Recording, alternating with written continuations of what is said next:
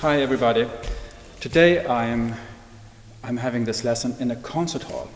I've been working here for 1 year. I've been playing orchestra here, the Eskilstuna Symphony Orchestra, and also the music school is in this building, so, the music school where I've been teaching for the last year. Okay, today I will talk to you about how to learn to read music.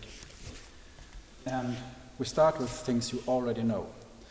What you already know is like the first 7 letters of the alphabet. A, B, C, D, E, F, G, isn't it? So that's the thing you already know. The next step, what you need to know is this one. What is this? This is a treble clef. And what it does is it shows us where the G is. It shows us a G. There. I think in America you say G5, but in here we say the G1 in Europe.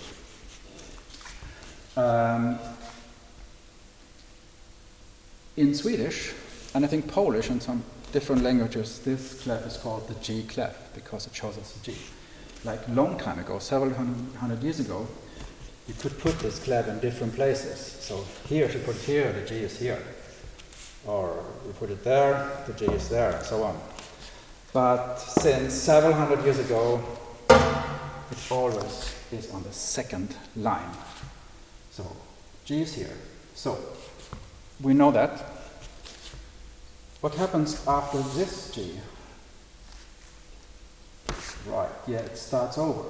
So after this G, we have an A, and the B, and the C, and so on. So after this G, we have what? An A, yeah. And after the A, B, yes. And after the B, C, and the D. What do you think this is? Can you calculate it? If this is a D, this must be an E, yeah. This must be an F on the line. Oh, in this place, just above the system, we have a G. So this must be an A. Yeah, this is an A. So if you go down, if this is a G, the next note under must be, if we go from G here, it's an F, isn't it? And then before the F, we have E. And this one is then a D. Then we have to make this an extra line. So there we have the C. I think C5 in America, in the US, but we say C1 here.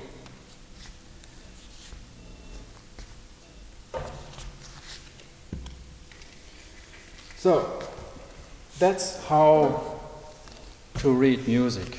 It's not difficult at all, isn't it? But when you play an instrument, when you see this note, you will not think, oh, that's a B natural. Because the step from there, if you think that's a B natural, and then you have to play the note, take the fingering and everything, it takes too a long time.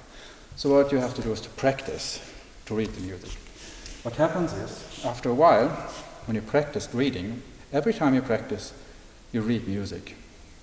So the connection between what you see and what you're doing gets stronger and stronger. So it gets automatic. So you don't need to think that this is a B natural. When I see this,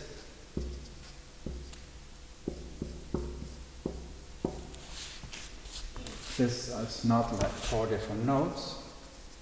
It's one pattern. It's a G major arpeggio. That's what I see. And that's what I do automatically. And same when there's a scale. I identify the scale. I don't look at each note. I identify what it is and then I play it. That's what happens. But for this to happen, you have to practice it for a long time. So knowing how to read music is the first step. Then to be able to play, to sight read, is something different. The first thing is knowledge. It's like in every ability you learn it's like that. So, like if you play tennis, if you do the forehand, you don't, actually when you play, you don't think about what you're doing with your body. It just happens because you practice it for many times. So, that's a first step about how to read music. And the first step of music theory. So, the order I think you should learn it is you start with what you already know. It's the first letters in the alphabet.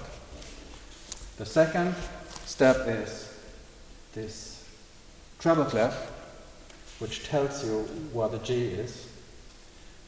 And from this position, from the G, you calculate the rest of the note. I think it's a better way to do that than to learn, the spaces are like, or the on the line is E, G, B, D, E. I mean, there are different schools who would do that. I think, of course you can do that, but my idea is that if you do these steps, you understand every step, you understand why you're doing it. So it's not just something you learn by heart, you will understand.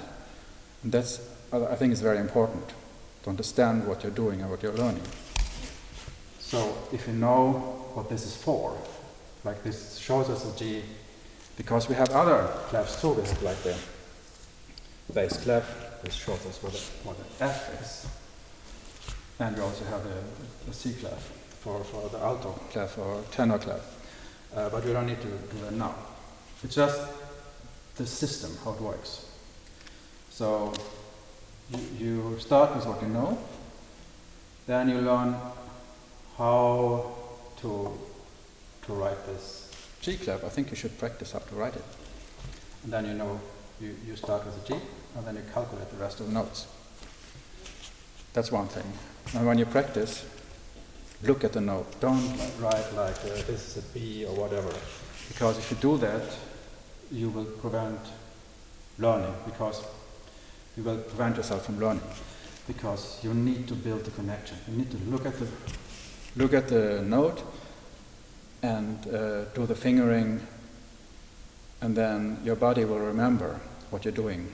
The fingering, also how the note feels in your body if you're playing a wind instrument. Okay, so that's start for today. See you next time.